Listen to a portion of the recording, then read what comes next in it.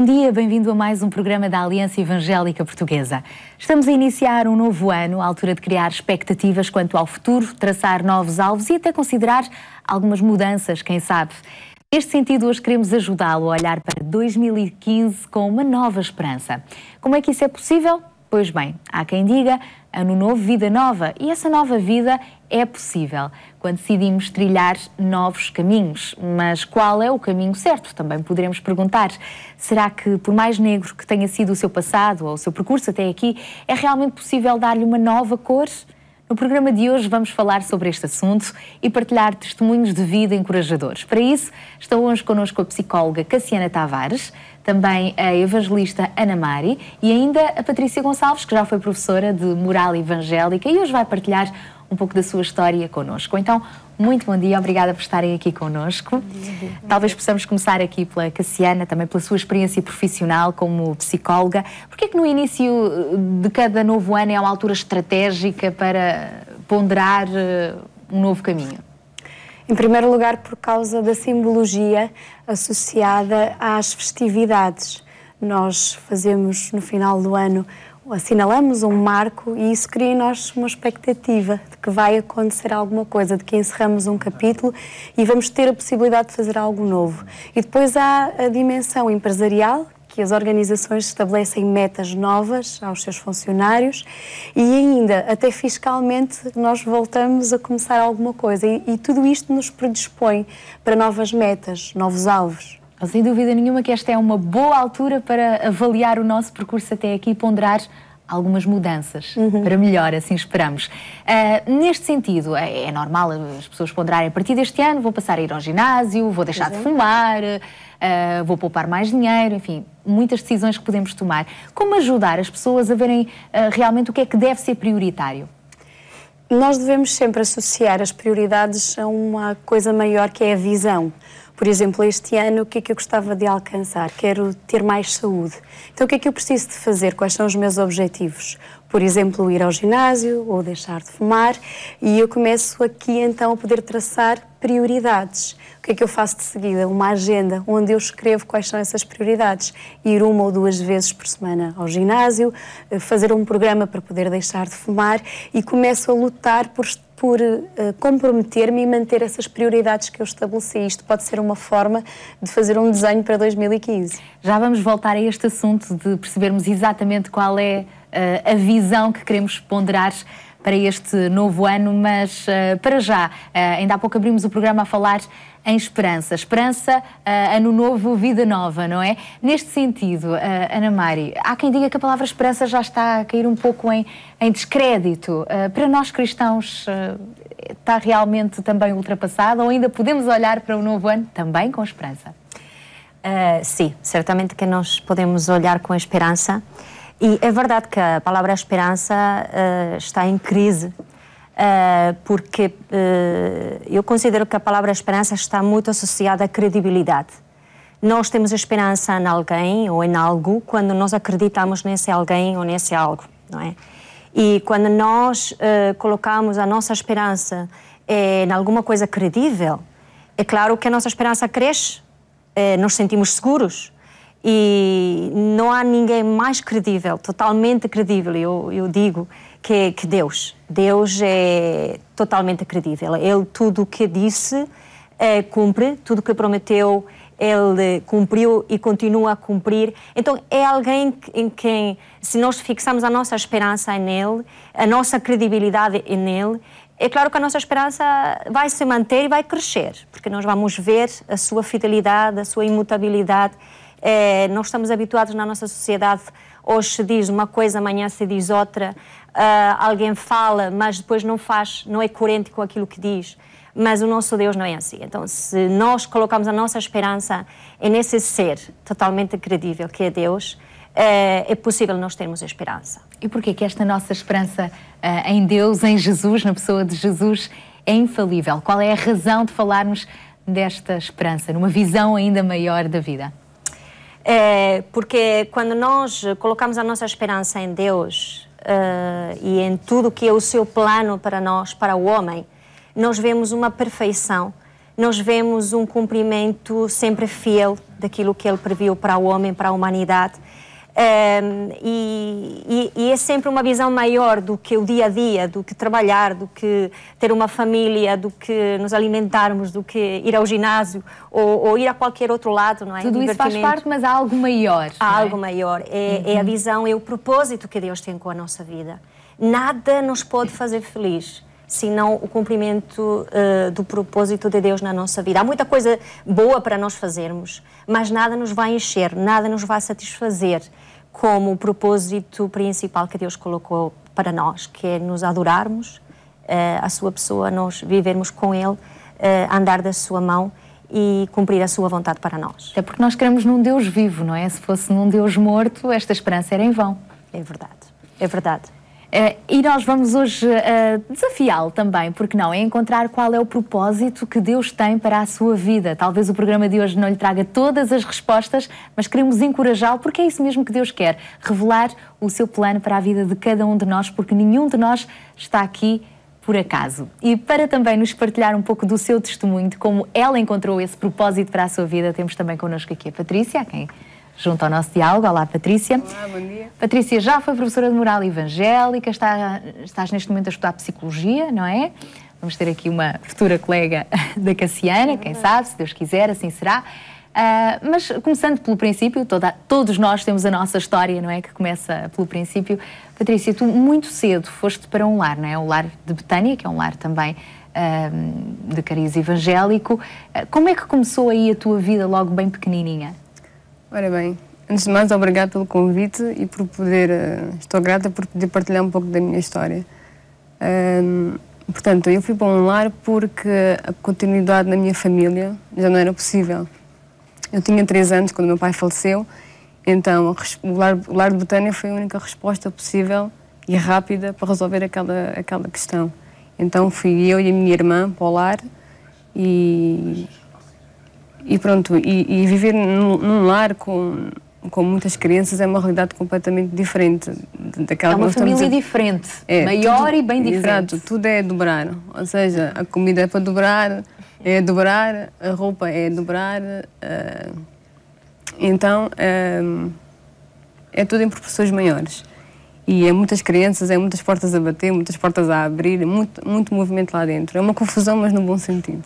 Como é que durante a tua infância e a tua adolescência tu foste percebendo, foste olhando para o teu futuro, tendo em conta que essa realidade em que tu estavas tinha o seu lado positivo e o seu lado negativo, não é? Muito. Separando aqui essas duas questões, na minha infância não me recordo muito bem da minha infância. Portanto, eu fui com 3 anos e então lembro-me de nós brincarmos muito e criarmos as nossas amizades e, portanto, nessa fase sei que foi uma idade feliz, foi uma fase feliz. Agora, na adolescência é que as coisas pioraram um bocadinho, porque também é a fase... Começaste a amadurecer. Exatamente, comecei a crescer e também comecei a ver as coisas de outra forma, a vida de outra forma. E, na verdade em relação ao futuro, não tinha perspectiva nenhuma, porque eu vivia um dia de cada vez. Fazia as minhas coisas, tinha a nossa rotina, tínhamos que ir para a escola e o lar, nesse sentido, procurava satisfazer as nossas necessidades mais básicas, desde a alimentação, a nossa saúde e era importante também o nosso percurso académico.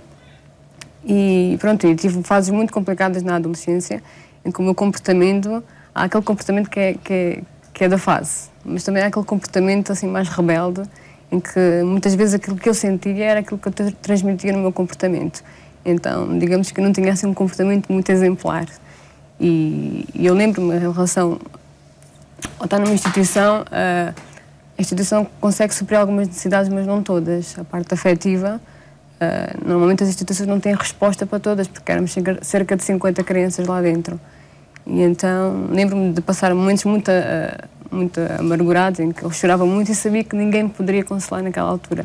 Porque também isso depende de criança para criança, não é? Há crianças que têm mais facilidade em conversar, outras não. E então eu isolava-me muito e pronto, digamos que vivi assim, momentos muito intensos, muito, para mim eram muito negativos e eu vivia completamente sem esperança. Simplesmente vivia um dia de cada vez. Ora, faltava a tal esperança de que falava há pouco a Ana Mari. Quando e como é que houve uma viragem na tua vida e tu encontraste um outro caminho, o caminho que segues agora, já com esperança? Percebeste que afinal poderias chorar, mas havia alguém ao teu lado para te acolher? Tinhas um pai maior que qualquer outro? A instituição, é importante dizer que era uma instituição cristã, evangélica, e nós crescemos com valores cristãos, com valores morais, mas ainda assim, nós desde pequenina fomos educadas também com a educação cristã, íamos à igreja, mas eu sempre ouvi falar de Deus e de Jesus, ouvi histórias da Bíblia, mas para mim isso era uma coisa muito normal, é como ir à escola e aprender a história, não é? Uma coisa é conheceres, ouvir falar, outra coisa é conheceres por experimentares. Exato. Ou seja, eu sabia quem era Deus na teoria. Agora, vivenciar isso não tinhas um relacionamento com Ele. Ainda não tinhas conseguido ver Deus como o Pai, Jesus como amigo. Nada. E acontece que, a partir do momento em que entrou uma pessoa para trabalhar no Lar Betânia, que foi a evangelista Maria José Ferreira, que muita gente conhece, não é? No meio cristão. Ela neste momento está no Norte, a servir a Deus no Norte.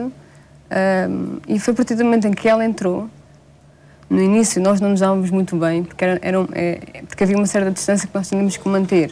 Não havia aquele tipo de relacionamento entre a criança e o adulto muito próximo, tinha que haver uma distância. E então houve uma altura em que houve alguma coisa que despertou. A forma como a Maria José falava em Deus, a experiência dela, aquilo que ela vivenciou no passado, como é que ela conheceu Deus. E a forma como ela falava até para nós, ainda hoje nós quando conversamos, nós temos amizades lá daquela altura, nós falamos muito na irmã Maria José, porque ela realmente tem em nós algo diferente.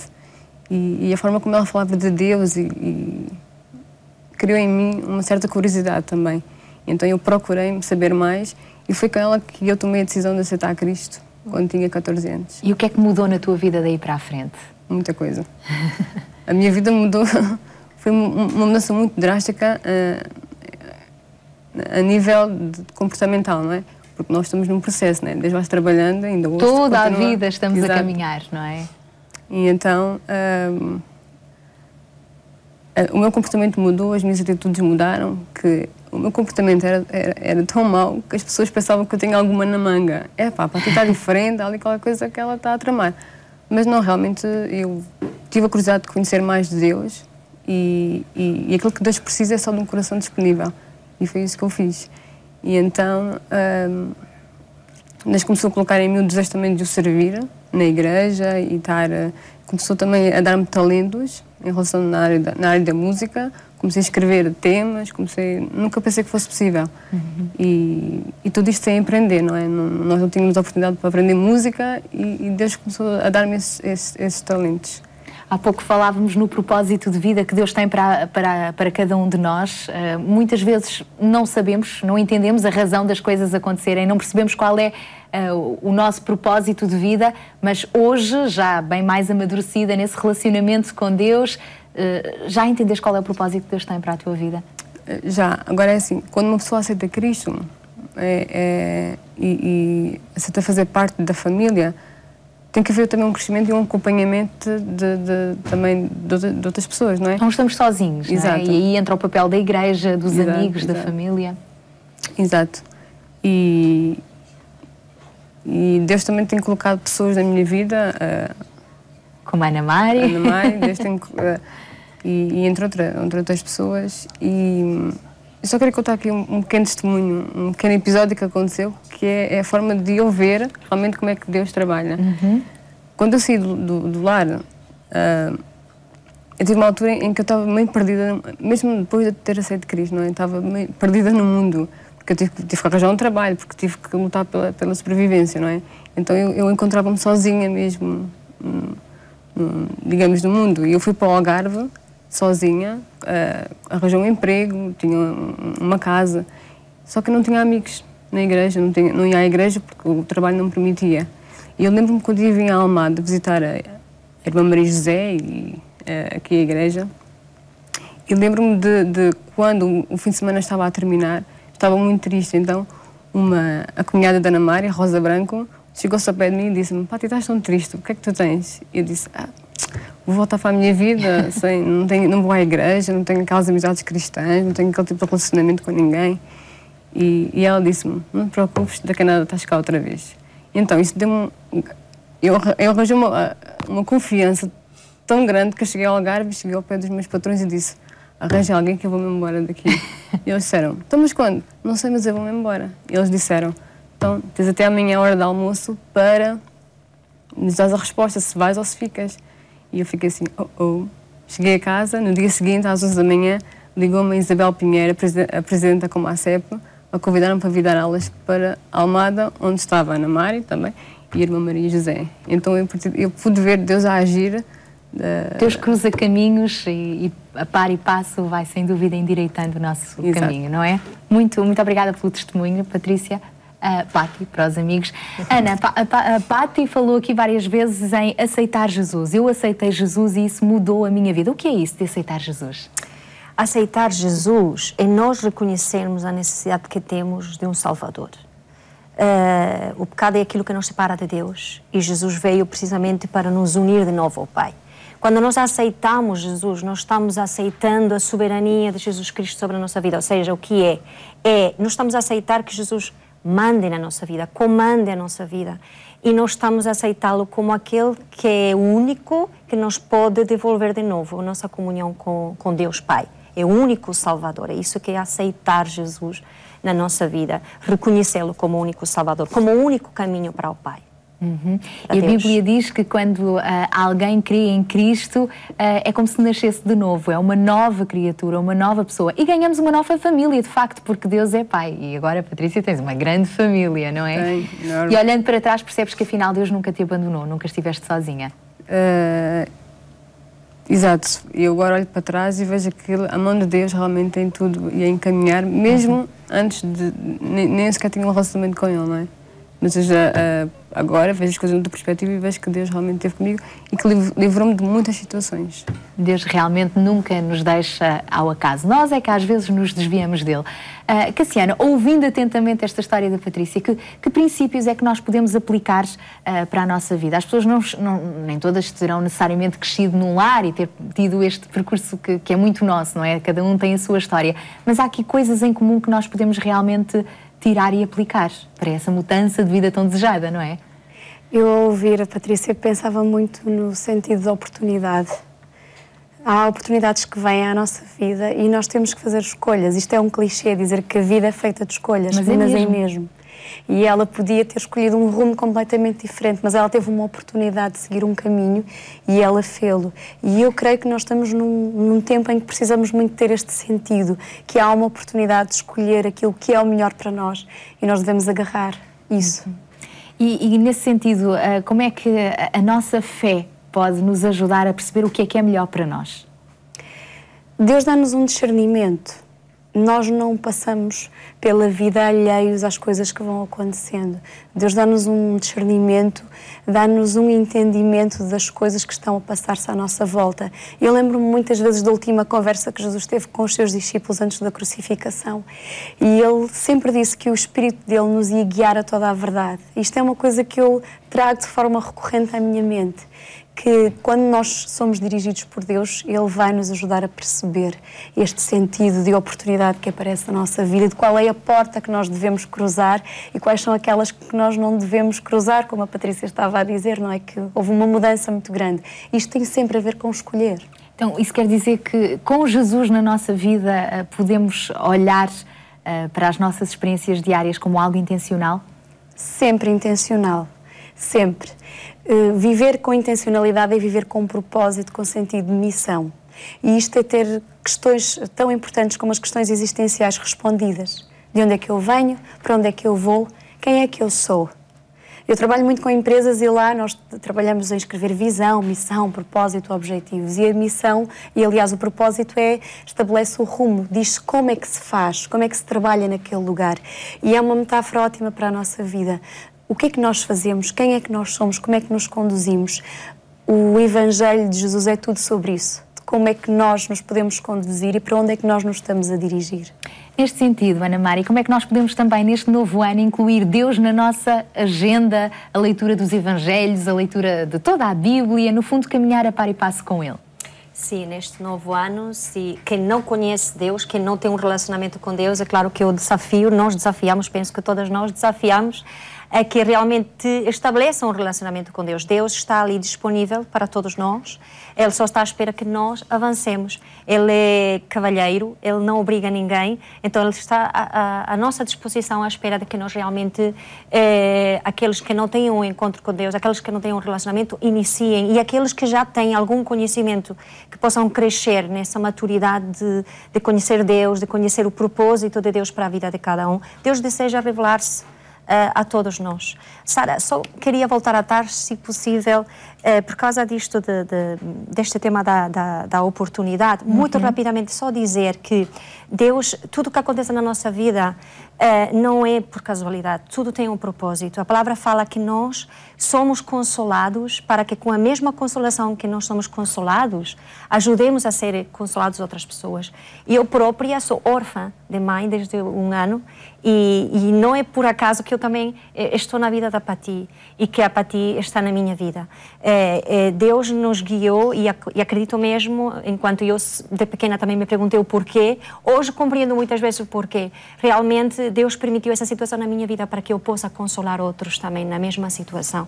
Deus usa cada parte da nossa vida, mesmo aquelas partes mais escuras, não é? E Ele consegue transformar de uma maneira maravilhosa num tesouro, não é? Para poder ajudarmos os outros. Desculpa só esta intervenção, mas não podia deixar de dizer. Claro. Estamos quase a terminar. Patrícia, uma palavra de encorajamento também para este novo ano, para quem está a ver o nosso programa. Que possam aceitar este Jesus que foi aqui falado, porque a forma como Ele mudou a minha vida também pode mudar a vida das pessoas que o aceitarem, porque Deus quer o melhor para nós, para cada um de nós.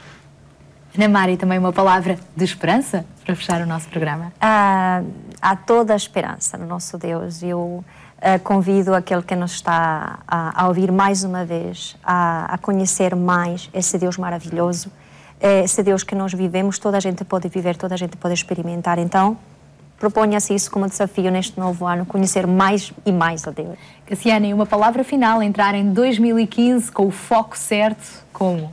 Eu gostava de deixar um desafio. Nós estamos a ser avisados pela Organização Mundial de Saúde de que as doenças mentais só vão aumentar. A União Europeia tem uma campanha por causa dos riscos psicossociais no trabalho. Trabalhamos muitas horas e até mais tarde. Então eu gostava de deixar o desafio de vivermos uma vida intencional. Jesus disse que onde estivesse o nosso coração, aí ia estar o nosso tesouro. Quando nós trabalhamos, quando nós nos levantamos, quando nós fazemos o que fazemos, porquê que estamos a fazer isso? Porquê que estamos a lutar?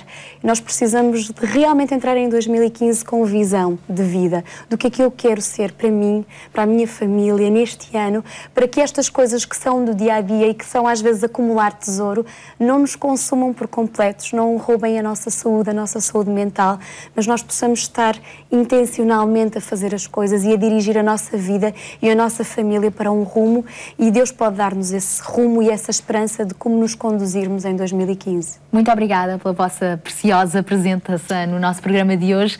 Neste início de ano queremos então encorajá-lo a olhar para Jesus, a convidá-lo a fazer parte da sua vida, do seu dia-a-dia, a encontrar o tal foco, o tal propósito para a sua vida. Avalie as suas prioridades e acredite que Deus está no controle de todas as coisas. A Bíblia diz que quem está unido com Cristo é uma nova pessoa. Acabou-se o que era velho e eis que tudo se fez novo. Assim, começamos uma nova caminhada. E para começar a ganhar mais intimidade com o nosso Criador, nada como ler a sua palavra, a Bíblia.